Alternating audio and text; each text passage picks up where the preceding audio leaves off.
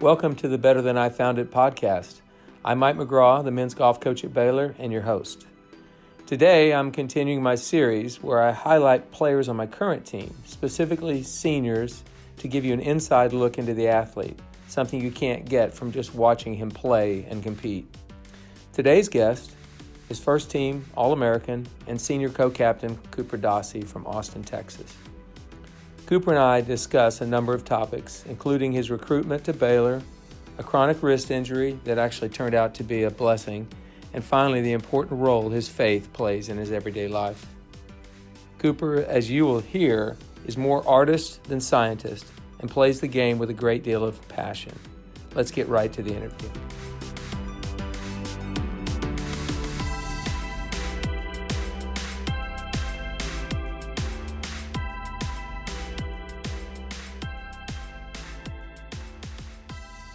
Welcome, Cooper Dossey, to Better Than I Found It. Thanks for having me, Coach. I'm happy to be on. Absolutely. Well, we've had a little series started here of Baylor golfers that are seniors. So you are the second one we've interviewed. Colin Cober was the first. And I just want to say I think it's important today that we have a lot to talk about. But what I really want is I want Baylor fans and certainly the listeners of this podcast just to get to know you better. Just you're here as a fifth-year senior. We're going to talk about that. But you're a great Baylor Bear. We're glad to have you here. And we're getting ready to take finals here in a couple of weeks, aren't we? Yeah, sadly we are. But I'm excited to be here. Yeah, that's great. Well, listen, tell me about how you got into the game. A lot of people have different stories about how they got to golf. Certainly yours is unique. So tell me how you got to golf. I've listened to most of your podcasts, and it's pretty similar to most of the guys, but I basically started golf before I was born. My grandparents are really, really involved in the game of golf. They're both USGA officials.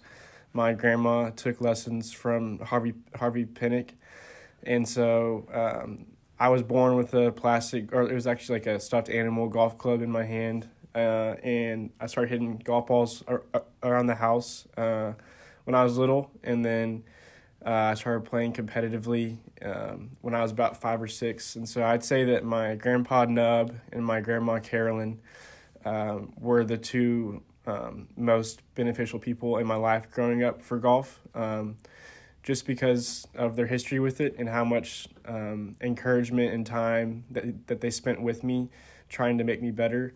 And then my parents as well.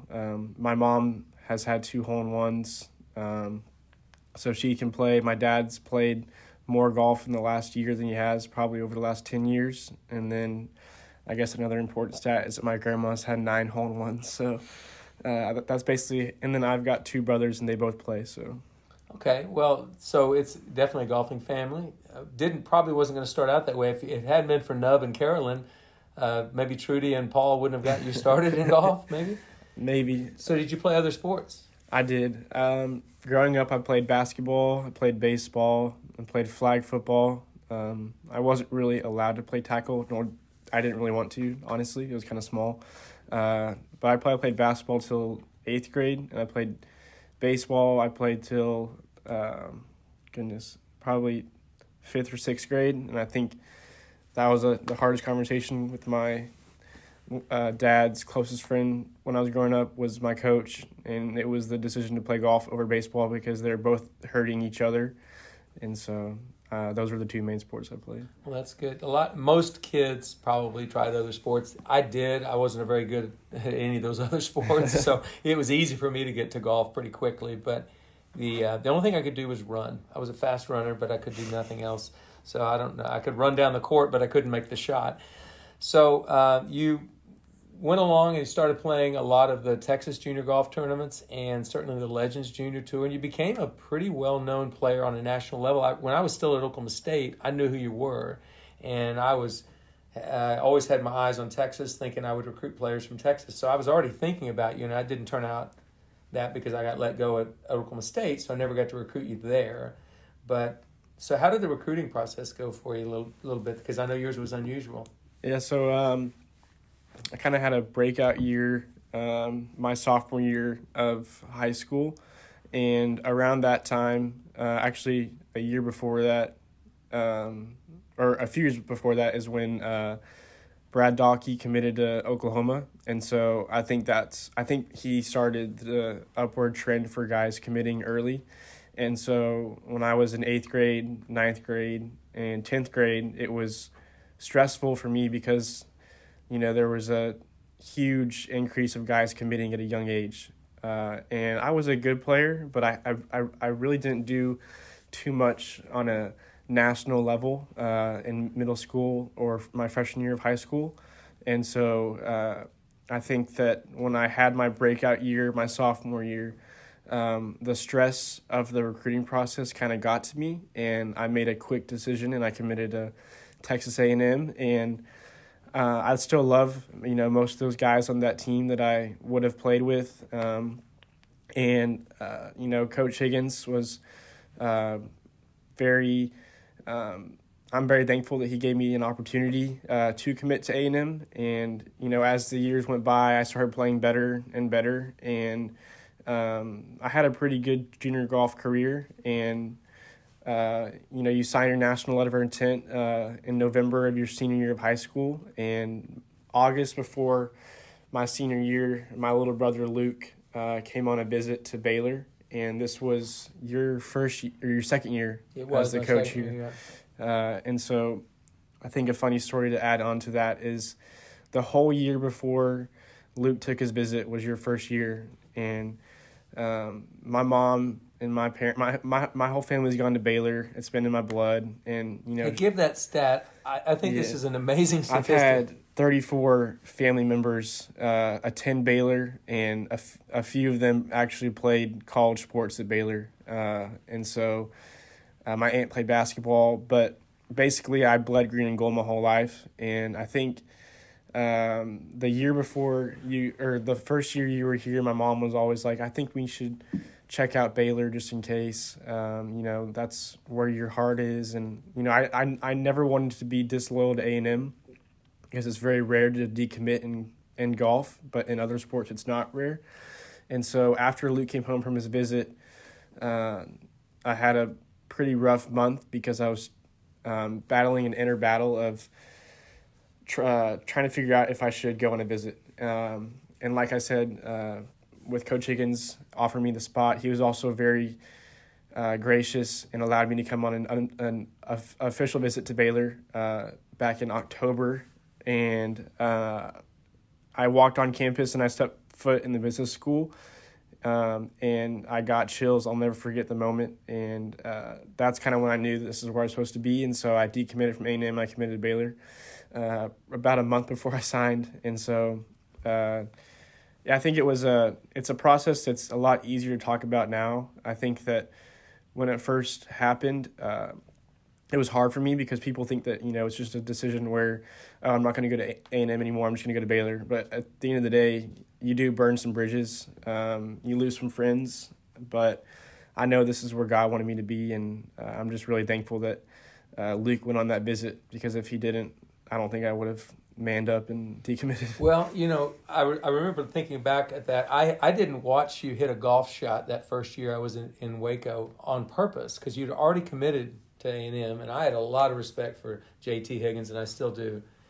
So, but I did know you had a little brother, and so I was definitely going to recruit Luke. And Luke was quite a bit younger, 3 years younger than you. 3 years. And so I was watching him that summer, and he called me up one day and said, Coach, I'd love to come for an unofficial visit. Can I do that? Absolutely, Luke, no problem. And that's the visit that you're referring to. And I'd never in a million years dreamed that you would be a Baylor Bear. I think your mom always dreamed it. She did. And Luke, I think he was surprised when you decided you wanted to go. Was that ever a problem between you and Luke at all, or not? I don't think so. I think that for brothers, it's hard to maybe live in the spotlight of your older brother. I think that's very common in siblings, but I don't think people understand the relationship that I have with Luke and Sam, and that, I'm the oldest person, but I probably look up to them more than they look up to me. And so it never caused any issues. We all of us wanted to play together at some point.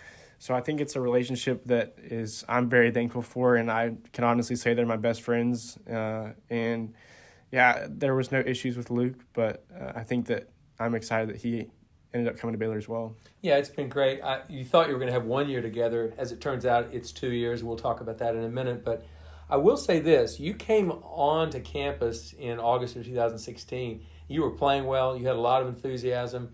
And you played well from the start. You I think, won our first qualifier, went to the first tournament. You never looked back. You were an All-American that year, and we had a great team. Let's talk about that freshman year. That's a good memory for me. Yeah, I had a great freshman year. I had a lot of learning to do, but I think that I was so young that the stupidity on the golf course didn't really catch up to me that year because I'm a competitive person and somehow worked my way around it and I think I won one golf tournament in the spring and down at the Golf Club of Houston. But I think that year was special because every tournament we traveled with the same 5 guys, and so it seemed like there was a steady trend of us working well together throughout the year, and it just so happened that we clicked at the right time and played well at nationals, and we made match play. And I'll never forget playing OU and the ups and downs of that match, and teeing off on hole 12 and seeing the scoreboard of us being up in all 5 matches, and I got my point against Blaine Hale, who's a good buddy of mine. Braden got a point, and so I'll never forget the emotional roller coaster that we went through that week. I think we've had some really good matches with OU over the years, and I'll never forget Matthew's last hole against Brad when he chipped in. It's probably one of my favorite moments at Baylor. And so I think freshman year was just really special because I learned that team success means more to me than individual success. When you win as a team, it's more gratifying. It feels better because you're all working towards the same goal throughout 2 semesters, and that's to win a national championship. And if you can pick up some wins on the way, it makes the hard work at home and the tournaments a lot easier because you know that you can play together as a group. And so I've always stood by the statement since I got here that my individual wins, they mean a lot to me, but it feels a lot better when we win as a team. Well, that's good that you say that. That's a tough concept for a golfer to grasp a lot of times because it's such an individual sport. But I learned 2 things about you that first year. One of them was that you had an amazing short game, and you still do to this day. And I hope you guard that short game like it's gold because it will take you a long way in this world of golf. I've nicknamed you Sevy because I think I have witnessed very few players, certainly on my team that I've coached. There was one that would rival you, and that would be Sean Einhaus at Oklahoma State. Had an amazing short game. But yours is just there. You can do so many things with a golf ball around the green. So I learned that about you, which I didn't really know because I didn't watch you play junior golf. So I didn't know. And then the other thing I learned was that you are enormously competitive. And I had this image because we're going to talk a little bit about your wrist injury that you've had that plagued you for 2.5 years. But that freshman year, while you were playing so well, you started experiencing some pain in your upper forearm. Mm. And it was kind of starting to bother you in that spring season. And I know we got some treatment for it, but I have this image of we played the Maxwell tournament up in Oak Tree in Edmond, and we had that arm wrapped up, and I'm sure you were on ibuprofen. I don't know what it was, but you were hurting. You were hurting so badly that you could not hold onto the golf club through impact with your left arm. You remember that? I do. It was like a baseball swing. It was literally like a baseball swing. It was the craziest thing, and you really only mishit one shot badly that week, and it cost you maybe a quad or a triple or something on a par 4. Other than that, I couldn't believe you could even play that week. It showed me you had a lot. And then somebody told me the story of your senior year at State, because I was at a different class, where you had a really bad back injury and you were just struggling to make it through, and your team ended up winning the state championship, and I think you won individually. So my point is I learned a lot about you. I learned you had an amazing short game, but I learned you've got an unbelievable competitive streak and a determination. That's fun to watch. Thank you. Yeah. So the other thing is that I learned about you is an interesting thing. You have had a speech impediment that you've overcome, and you told me you were okay talking about it. So let's talk about that. So I've lived in Austin my whole life, and we through fourth grade I lived in the Arboretum down in Austin, and my home course was Great Hills, and I had a really good buddy named Jack Zeitz, and so I think I always thought I'd grow up with Jack, and we never leave that area. And come to fifth grade, we moved to Steiner Ranch, and my home course became UT Golf Club. And I think that from the research that I've done on stuttering, it develops from high stress, and so I did not I didn't like the move of schools in fifth grade. I really loved the golf course move because it was a great upgrade for us to go to UT Golf Club, and it made me a better golfer. But I didn't know anybody when I moved there, and so I wasn't a very social person. I was pretty shy back then, and I think that's where my speech impediment developed, and it slowly got worse. And I've done group therapy, I've done one-on-one therapy through middle school, and it helped a little bit. And I'm sure to those listening that have heard me talk in person, you wouldn't know that I have a stutter. But to the guys that are back home in Waco and my close buddies back home, coaches, family, they know I have a stutter.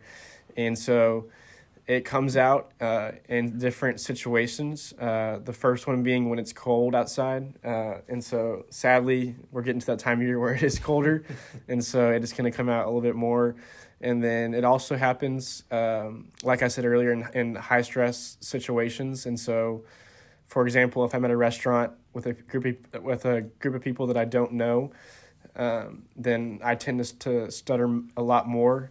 And then another one is just on certain syllables or letters or sounds. And so I guess over the last couple of years in college, I've learned to own my stutter, but that it's not who I am. It's just something that I have.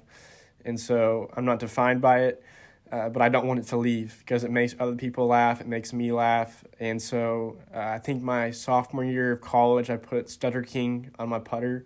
And then last year, I put the 4 words that I stutter on the most at restaurants on my wedges, which are vanilla shake, root beer, filet mignon, and Caesar salad, which I can say now, but if we were at a restaurant, I'd probably have a hard time. Well, so I didn't mean to bring up a speech impediment because it was something I thought. For one, it'd be nice for people to know that you've overcome it, but I also want them to know that one of the reasons you have overcome it, and I think it has been a serious faith. The faith that you have, the Christian that you are, God has it in His plans for you to be a stutterer, or you wouldn't have been one. But talk about your faith a little bit, because I think that's really, really a big part of who you are and what you are.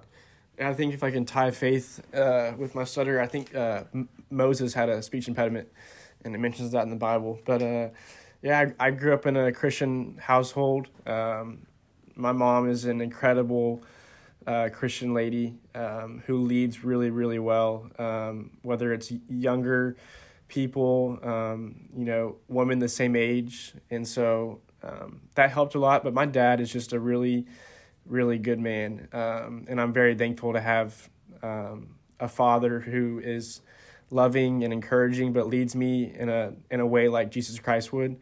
And so, like I said, I grew up in a Christian household, and my brothers, we push each other every day when we were growing up to get in the Word. And I can honestly say that Luke and Sam might be a step ahead of me in their walk. I think it's super humbling when I take a reality check and just see where they are and just learn from them. I think that there's a misconception that if you're older, you can't learn from someone that's younger. But I probably have learned more from them than I have from many people that are older than me. But I've always lived by what the Bible says, and that, you need accountability in your life. You need someone that's older than you to pour into you. You need people that are like-minded, that are walking alongside you. And then you also need to go pour into somebody else. And so I would not have gotten to where I am without my faith. I believe that every opportunity that I've had is God ordained, but I also am more appreciative of the people that God has put in my life than the trophies that I've won. I have some of the greatest friends back home, and I can name a couple of them, but Jacob Rockefeller, Tobin Niblett, Josh Wren, and those guys, and Lucas Milet, those guys have really pushed me to be the man I am off the golf course. And yeah, I think that my faith is just important to me because it's what I grew up with, but it's also something that I've take ownership of. It's not my mom's anymore. It's not my dad's anymore. It's my faith. And so in terms of college, I've gotten to be really close with College Golf Fellowship.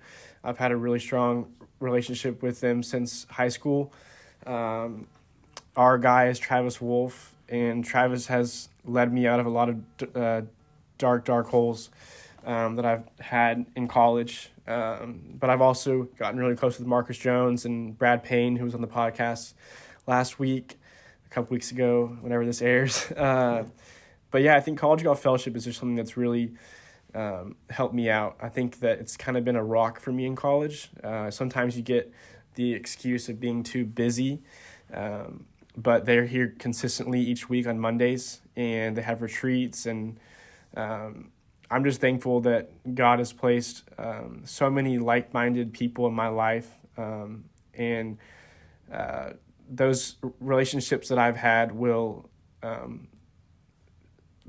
going to be more important to me in 60 years than winning the Golf Club of Houston college tournament my freshman year of college. So, well, and trophies collect dust, relationships don't, and I think it's really good that faith is that important to you, but it also says a lot about it's not easy to walk as a Christian man in this secular world that we live in. It's not that easy, but it's also a great opportunity and an unbelievable platform you have as an athlete. Yes, sir. And not just to thank God or be glad and thankful when you do well, but also in your struggles, and you've had some in college.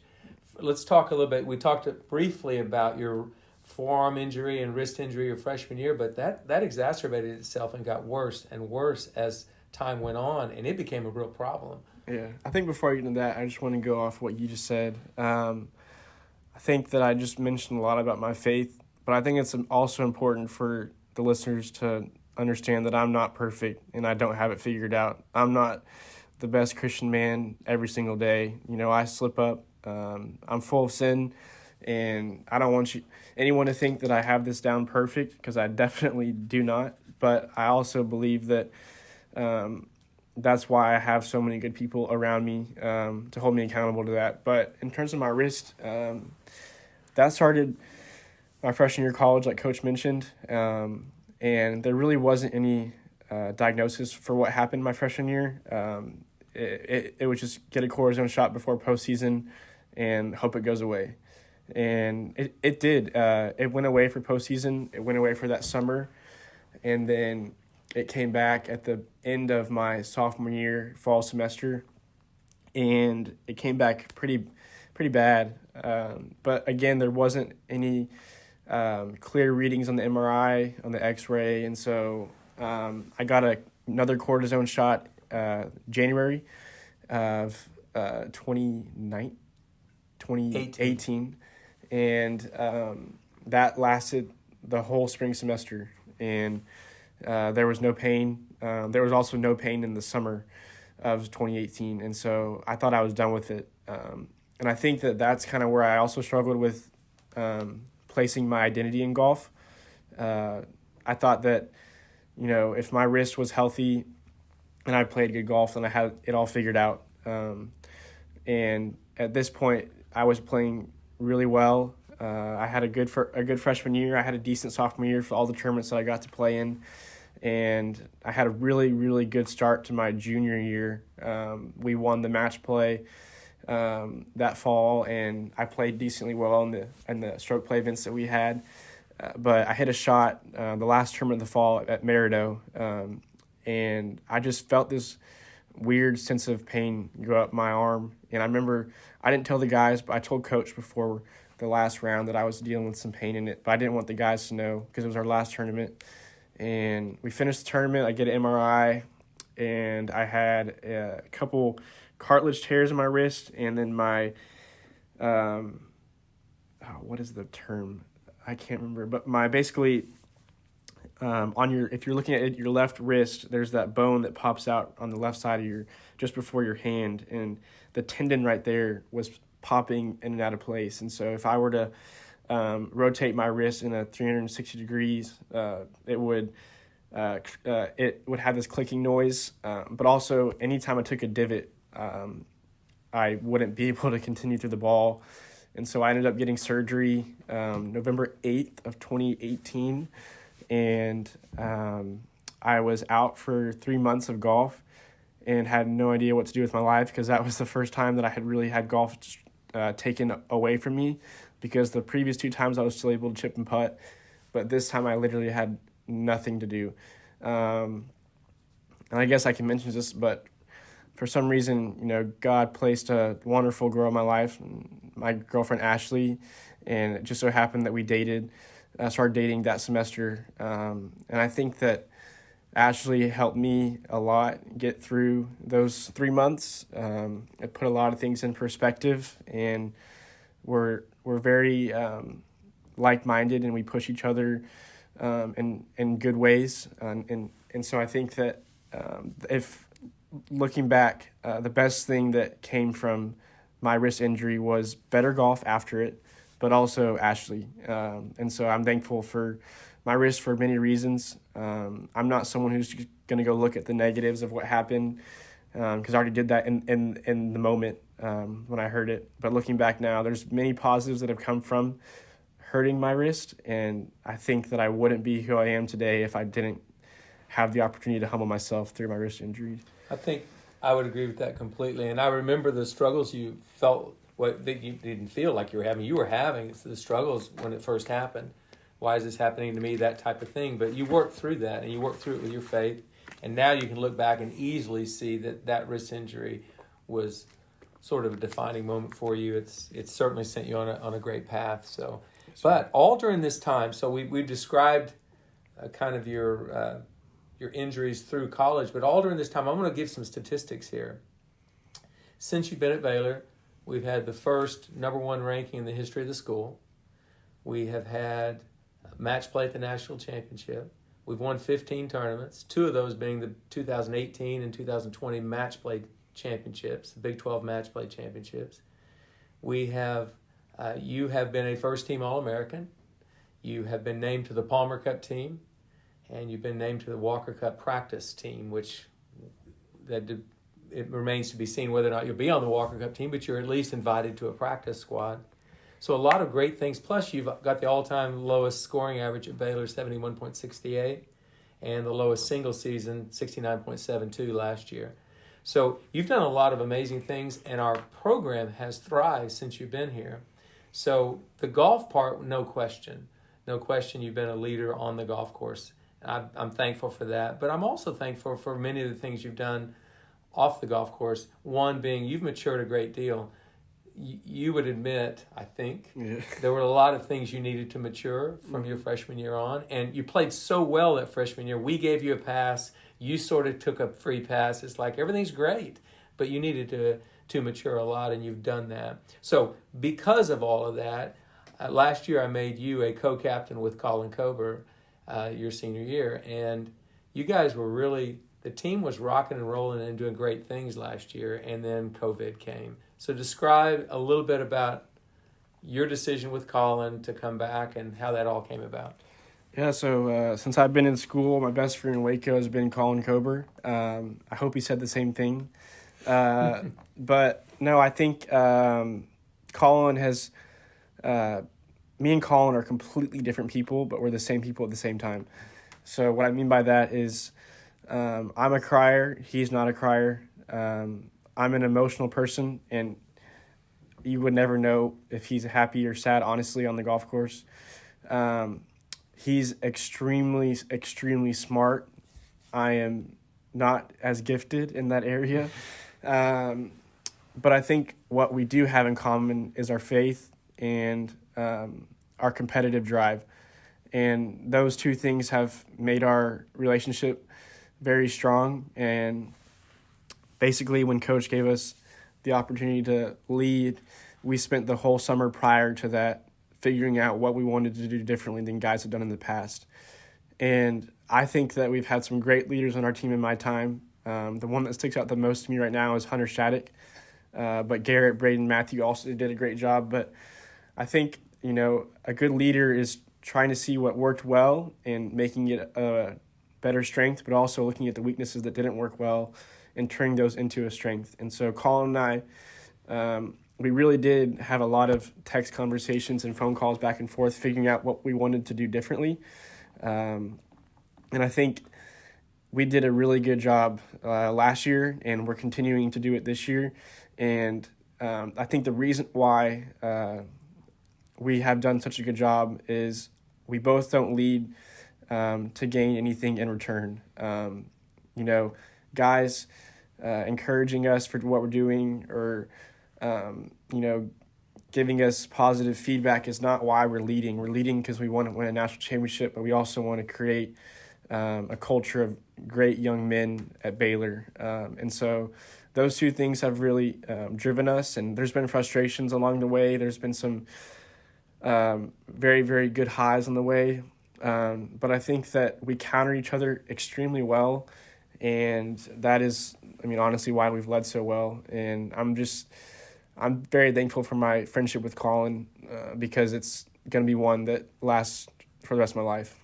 That's great. I think that the beauty of that is you are so opposite from each other. There's on the surface, there's few similarities, but as you said, you're both competitive and you both have a faith, so that's really, really good. And I was thankful when you both said you were coming back for another year because I knew, and you said that before the NCAA actually gave the additional year.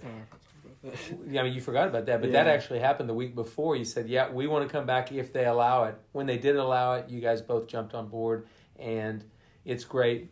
You have a second run at a team captainship and a second run at a national championship that you may not have gotten otherwise. One of the things that obviously a lot has changed since you've been at Baylor. Tons of things have changed, but you're here for a fifth year, so you probably never expected to be here at the age you are right now. Yeah. So you're a more mature kid. You've grown a lot, and let's talk a little bit about this spring. So it's going to look a little different. Used to be we would almost always get on planes and travel everywhere. We're probably going to fly one time this spring. The rest of the time we're going to be in a van. I think we played twice in Houston, played once in College Station, once in Austin in your home, literally in your backyard, and then the conference championships at Prairie Dunes. So it's going to be a little different travel-wise. Yeah, I think that I needed to come back this year, and I think I probably should speak to that a little bit because I forgot to, but it was a very easy decision for me to come back to school. I think it lasted 3 days of thinking about it, and I realized that there were no opportunities to turn pro, and I wanted to come back with Colin and lead the team to a national championship. But in terms of next spring, I'm thankful for COVID. Not because, COVID has been crazy for everybody, and my prayers go out to all the people that have lost members of their family from COVID. But I think for me personally, the positive that came out of COVID was the opportunity to be back here. I don't think I was ready to enter professional golf last summer. I think that my game I was playing the best golf that I ever have in my life. But I've learned more in the past 6 months of who I am as a person, but also what I need to do better in order to succeed on the next level and not just get there. And so looking forward to the spring, if we can get to match play in the national championship, no one can beat us, 100%. We are the best match play golf team in college golf. And so I think that we really just have to clean up some of the stroke play events. That's the only thing I can think of that we need to do better is play better in stroke play. And it's not that we're playing bad, but we just got to – I know I made some mistakes this semester, and I'm sure other guys would admit to that as well. But if we can just, I guess people say catch a run in Arizona just for 4 days, there's going to be literally no team that can beat us in match play. I'll stand by that. after I graduate, just because we have, the statistics to prove that, and we have 2 match play championship titles, and I'm just really itching to get into the into the match play portion because that's the best format in golf. Well, and so that's going to require us to have a good spring season, build momentum leading to the championship, and a lot. I'm glad you say that because you've put yourself out there. I like that, and I really feel like we have a team that understands that concept. We just need to get there, so we got a little work to do, but we have a great group. With you and Colin back, we have a large team. It's a little bigger than normal. It's 12 instead of 9 or 10, so it's a little bit bigger than it would be. But a lot of experienced players, so really excited about that. So don't know exactly when this will air relative to Thanksgiving and Christmas, but I want to wish you a great Christmas and Thanksgiving with your family, and hopefully everybody stays safe. And I just want to say thanks for all the sacrifices you made during your time here. But you and I have some unfinished business, so we got to. But thank you very much. Yeah, thanks for having me, coach. Absolutely. Okay. Thanks a lot, Cooper. Take care.